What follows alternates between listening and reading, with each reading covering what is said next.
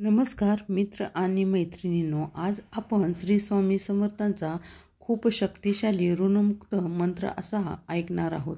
हा मंत्र आपण कधीही ऐकू शकता, झोपताना किंवा आपण घरामध्ये कोणते काम करताना, कुठेही असताना आपण हा मंत्र फोनवरती लावायचा आहे आणि तो लक्षपूर्वक ऐकायचा आहे, जेणेकरून स्वामींचा आशीर्वाद आपल्याला भेटेल आणि आपण ऋणमुक्त होऊ.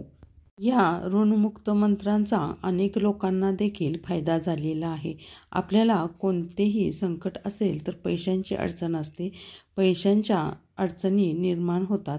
या पैशाच्या अडचणी दूर होण्यासाठी हा मंत्र खूप प्रभावशाली आहे. हा मंत्र आपण 108 वेळा नक्की ऐकावा, जेणेकरून आपल्याला याचा नक्की फायदा होईल. आपण नित्यनेमित हा मंत्र ऐकल्याने आपले सर्व इच्छा पूर्ण होतात, ऋणमुक्त आपण होतो आणि स्वामींचा आशीर्वाद आपल्याला प्राप्त होतो. म्हणून आपण स्वामींचे कोणतेही मंत्र 108 वेळा ऐकल्याने आपल्याला स्वामींचा आशीर्वाद प्राप्त होतो. अशाच प्रभावशाली मंत्र आम्ही दररोज पाठवत असतो. हे तुम्ही दररोज ऐकावे, जेणेकरून आपल्या घरातील निगेटिव्हिटी निघून जाते. आणि या चॅनेलला लाईक करा, शेअर करा, सबस्क्राईब करा, जेणेकरून तुम्हाला स्वामींचा आशीर्वाद देखील प्राप्त होईल. असेच स्वामींचे मंत्र ऐकावेत. ओम श्री शिवाय स्वामी समर्थाय धन भाग्योदय लाभो नमः. ओम श्री शिवाय स्वामी समर्थाय धन भाग्योदय लाभो नमः. ओम श्री शिवाय स्वामी समर्थाय धन भाग्योदय लाभो नमः. ओम श्री शिवाय स्वामी समर्थाय धन भाग्योदय लाभो नमः. ओम श्री शिवाय स्वामी समर्थाय धन भाग्योदय लाभो नमः. ओम श्री शिवाय स्वामी समर्थाय धन भाग्योदय लाभो नमः. ओम श्री शिवाय स्वामी समर्थाय धन भाग्योदय लाभो नमः. ओम श्री शिवाय स्वामी समर्थाय धन भाग्योदय लाभो नमः. ओम श्री शिवाय स्वामी समर्थाय धन भाग्योदय लाभो नमः. ओम श्री शिवाय स्वामी समर्थाय धन भाग्योदय लाभो नमः. ओम श्री शिवाय स्वामी समर्थाय धन भाग्योदय लाभो नमः. ओम श्री शिवाय स्वामी समर्थाय धन भाग्योदय लाभो नमः. ओम श्री शिवाय स्वामी समर्थाय धन भाग्योदय लाभो नमः. ओम श्री शिवाय स्वामी समर्थाय धन भाग्योदय लाभो नमः. ओम श्री शिवाय स्वामी समर्थाय धन भाग्योदय लाभो नमः. ओम श्री शिवाय स्वामी समर्थाय धन भाग्योदय लाभो नमः. ओम श्री शिवाय स्वामी समर्थाय धन भाग्योदय लाभो नमः. ओम श्री शिवाय स्वामी समर्थाय धन भाग्योदय लाभो नमः. ओम श्री शिवाय स्वामी समर्थाय धन भाग्योदय लाभो नमः. ओम श्री शिवाय स्वामी समर्थाय धन भाग्योदय लाभो नमः. ओम श्री शिवाय स्वामी समर्थाय धनभाग्योदय लाभो नमः। ओम श्री शिवाय स्वामी समर्थाय धनभाग्योदय लाभो नमः। ओम श्री शिवाय स्वामी समर्थाय धनभाग्योदय लाभो नमः। ओम श्री शिवाय स्वामी समर्थाय धनभाग्योदय लाभो नमः। ओम श्री शिवाय स्वामी समर्थाय धनभाग्योदय लाभो नमः। ओम श्री शिवाय स्वामी समर्थाय धनभाग्योदय लाभो नमः। ओम श्री शिवाय स्वामी समर्थाय धनभाग्योदय लाभो नमः। ओम श्री शिवाय स्वामी समर्थाय धनभाग्योदय लाभो नमः। ओम श्री शिवाय स्वामी समर्थाय धनभाग्योदय लाभो नमः। ओम श्री शिवाय स्वामी समर्थाय धनभाग्योदय लाभो नमः। ओम श्री शिवाय स्वामी समर्थाय धनभाग्योदय लाभो नमः। ओम श्री शिवाय स्वामी समर्थाय धनभाग्योदय लाभो नमः। ओम श्री शिवाय स्वामी समर्थाय धनभाग्योदय लाभो नमः। ओम श्री शिवाय स्वामी समर्थाय धनभाग्योदय लाभो नमः। ओम श्री शिवाय स्वामी समर्थाय धनभाग्योदय लाभो नमः। ओम श्री शिवाय स्वामी समर्थाय धनभाग्योदय लाभो नमः। ओम श्री शिवाय स्वामी समर्थाय धनभाग्योदय लाभो नमः। ओम श्री शिवाय स्वामी समर्थाय धनभाग्योदय लाभो नमः। ओम श्री शिवाय स्वामी समर्थाय धनभाग्योदय लाभो नमः। ओम श्री शिवाय स्वामी समर्थाय धनभाग्योदय लाभो नमः। ओम श्री शिवाय स्वामी समर्थाय धनभाग्योदय लाभो नमः। ओम श्री शिवाय स्वामी समर्थाय धनभाग्योदय लाभो नमः। ओम श्री शिवाय स्वामी समर्थाय धनभाग्योदय लाभो नमः।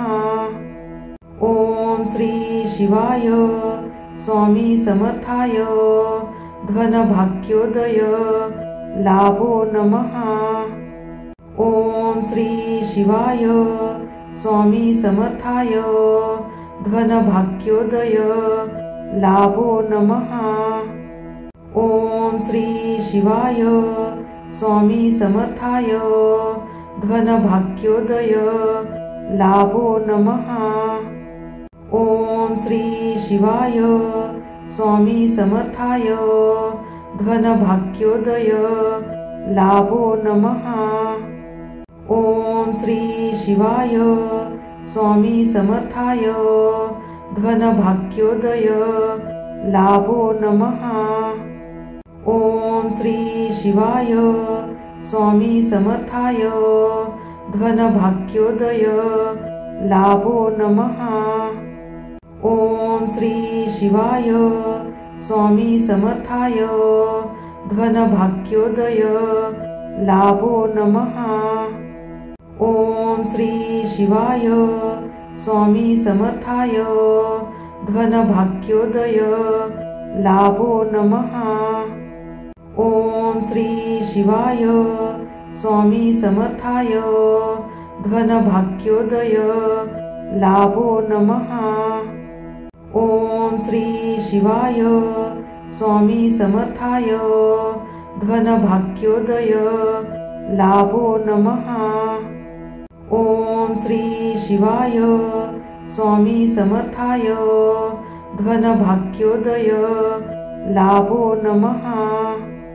ओम श्री शिवाय स्वामी समर्थाय धनभाग्योदय लाभो नमः। ओम श्री शिवाय स्वामी समर्थाय धनभाग्योदय लाभो नमः। ओम श्री शिवाय स्वामी समर्थाय धनभाग्योदय लाभो नमः। ओम श्री शिवाय स्वामी समर्थाय धनभाग्योदय लाभो नमः। ओम श्री शिवाय स्वामी समर्थाय धनभाग्योदय लाभो नमः। ओम श्री शिवाय स्वामी समर्थाय धनभाग्योदय लाभो नमः। ओम श्री शिवाय स्वामी समर्थाय धनभाग्योदय लाभो नमः। ओम श्री शिवाय स्वामी समर्थाय धनभाग्योदय लाभो नमः।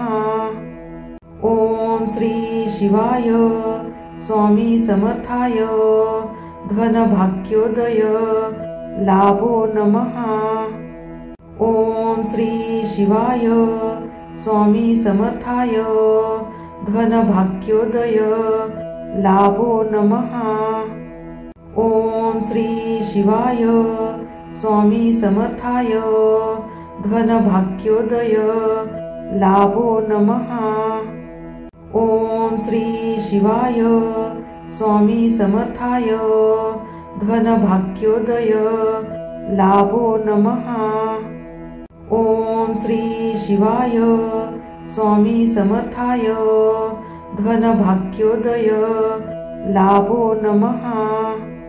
ओम श्री शिवाय स्वामी समर्थाय धनभाग्योदय लाभो नमः। ओम श्री शिवाय स्वामी समर्थाय धनभाग्योदय लाभो नमः।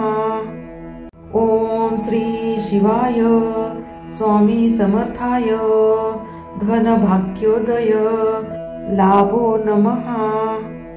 ओम श्री शिवाय स्वामी समर्थाय धनभाग्योदय लाभो नमः।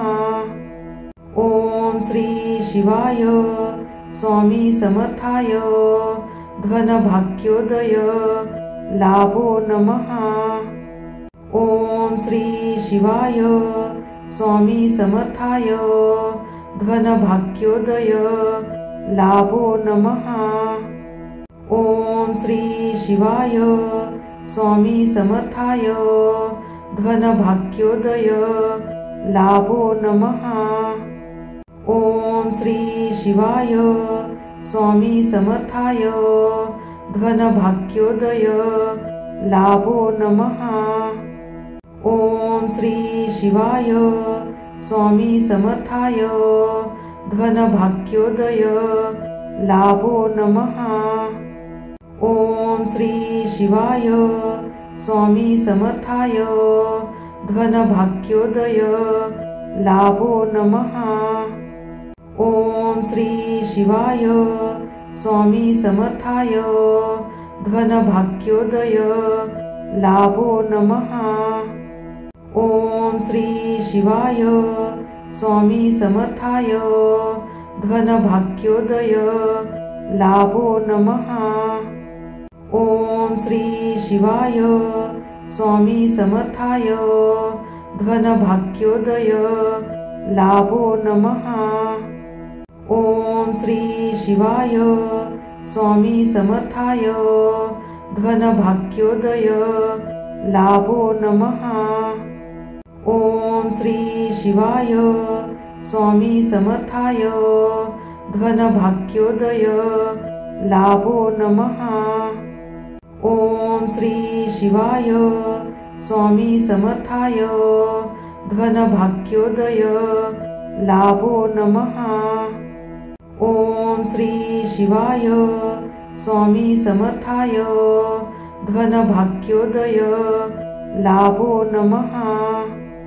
ओम श्री शिवाय स्वामी समर्थाय धनभाग्योदय लाभो नमः।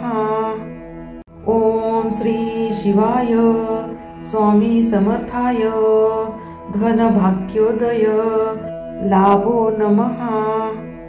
ओम श्री शिवाय स्वामी समर्थाय धनभाग्योदय लाभो नमः। ओम श्री शिवाय स्वामी समर्थाय धनभाग्योदय लाभो नमः। ओम श्री शिवाय स्वामी समर्थाय धनभाग्योदय लाभो नमः। ओम श्री शिवाय स्वामी समर्थाय धनभाग्योदय लाभो नमः। ओम श्री शिवाय स्वामी समर्थाय धनभाग्योदय लाभो नमः। ओम श्री शिवाय स्वामी समर्थाय धनभाग्योदय लाभो नमः। ओम श्री शिवाय स्वामी समर्थाय धनभाग्योदय लाभो नमः। ओम श्री शिवाय स्वामी समर्थाय धनभाग्योदय लाभो नमः। ओम श्री शिवाय स्वामी समर्थाय धनभाग्योदय लाभो नमः। ओम श्री शिवाय स्वामी समर्थाय धनभाग्योदय लाभो नमः। ओम श्री शिवाय स्वामी समर्थाय धनभाग्योदय लाभो नमः। ओम श्री शिवाय स्वामी समर्थाय धनभाग्योदय लाभो नमः। ओम श्री शिवाय स्वामी समर्थाय धनभाग्योदय लाभो नमः। ओम श्री शिवाय स्वामी समर्थाय धनभाग्योदय लाभो नमः। ओम श्री शिवाय स्वामी समर्थाय धनभाग्योदय लाभो नमः। ओम श्री शिवाय स्वामी समर्थाय धनभाग्योदय लाभो नमः। ओम श्री शिवाय स्वामी समर्थाय धनभाग्योदय लाभो नमः। ओम श्री शिवाय स्वामी समर्थाय धनभाग्योदय लाभो नमः। ओम श्री शिवाय स्वामी समर्थाय धनभाग्योदय लाभो नमः। ओम श्री शिवाय स्वामी समर्थाय धनभाग्योदय लाभो नमः। ओम श्री शिवाय स्वामी समर्थाय धनभाग्योदय लाभो नमः।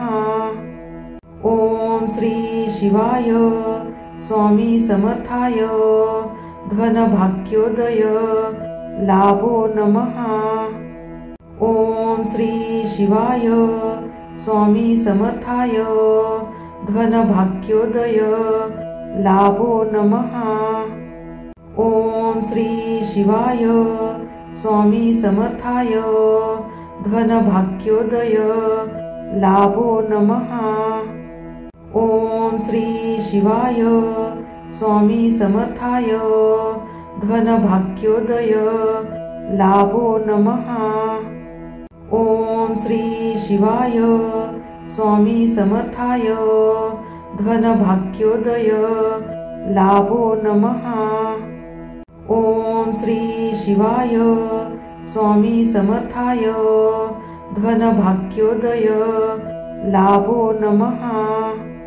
ओम श्री शिवाय स्वामी समर्थाय धनभाग्योदय लाभो नमः। ओम श्री शिवाय स्वामी समर्थाय धनभाग्योदय लाभो नमः। ओम श्री शिवाय स्वामी समर्थाय धनभाग्योदय लाभो नमः। ओम श्री शिवाय स्वामी समर्थाय धनभाग्योदय लाभो नमः। ओम श्री शिवाय स्वामी समर्थाय धनभाग्योदय लाभो नमः। ओम श्री शिवाय स्वामी समर्थाय धनभाग्योदय लाभो नमः। ओम श्री शिवाय स्वामी समर्थाय धनभाग्योदय लाभो नमः। ओम श्री शिवाय स्वामी समर्थाय धनभाग्योदय लाभो नमः। ओम श्री शिवाय स्वामी समर्थाय धनभाग्योदय लाभो नमः। ओम श्री शिवाय स्वामी समर्थाय धनभाग्योदय लाभो नमः। ओम श्री शिवाय स्वामी समर्थाय धनभाग्योदय लाभो नमः। ओम श्री शिवाय स्वामी समर्थाय धनभाग्योदय लाभो नमः।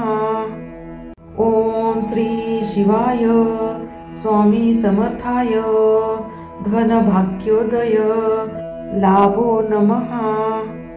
ओम श्री शिवाय स्वामी समर्थाय धनभाग्योदय लाभो नमः।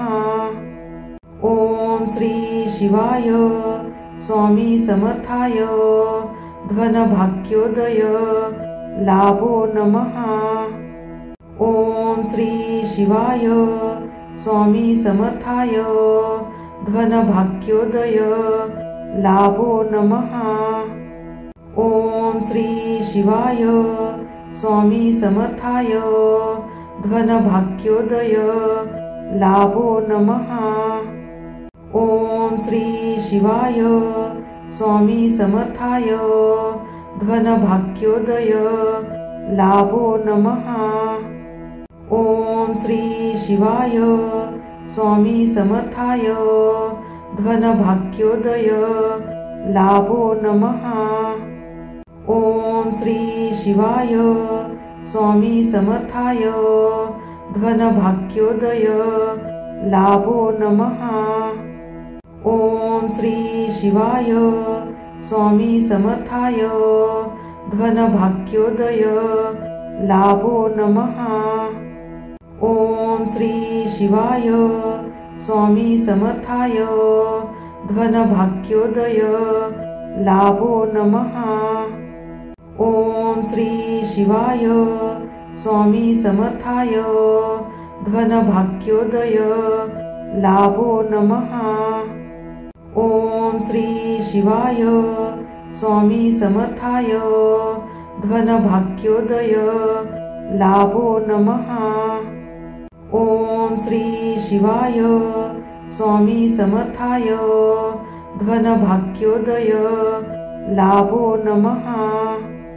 ओम श्री शिवाय स्वामी समर्थाय धनभाग्योदय लाभो नमः। ओम श्री शिवाय स्वामी समर्थाय धनभाग्योदय लाभो नमः। ओम श्री शिवाय स्वामी समर्थाय धनभाग्योदय लाभो नमः। ओम श्री शिवाय स्वामी समर्थाय धनभाग्योदय लाभो नमः।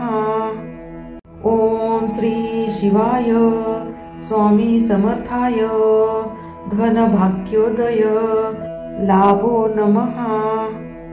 ओम श्री शिवाय स्वामी समर्थाय धनभाग्योदय लाभो नमः। ओम श्री शिवाय स्वामी समर्थाय धनभाग्योदय लाभो नमः। ओम श्री शिवाय स्वामी समर्थाय धनभाग्योदय लाभो नमः। ओम श्री शिवाय स्वामी समर्थाय धनभाग्योदय लाभो नमः। ओम श्री शिवाय स्वामी समर्थाय धनभाग्योदय लाभो नमः। ओम श्री शिवाय स्वामी समर्थाय धनभाग्योदय लाभो नमः। ओम श्री शिवाय स्वामी समर्थाय धनभाग्योदय लाभो नमः। ओम श्री शिवाय स्वामी समर्थाय धनभाग्योदय लाभो नमः। ओम श्री शिवाय स्वामी समर्थाय धनभाग्योदय लाभो नमः। ओम श्री शिवाय स्वामी समर्थाय धनभाग्योदय लाभो नमः। ओम श्री शिवाय स्वामी समर्थाय धनभाग्योदय लाभो नमः।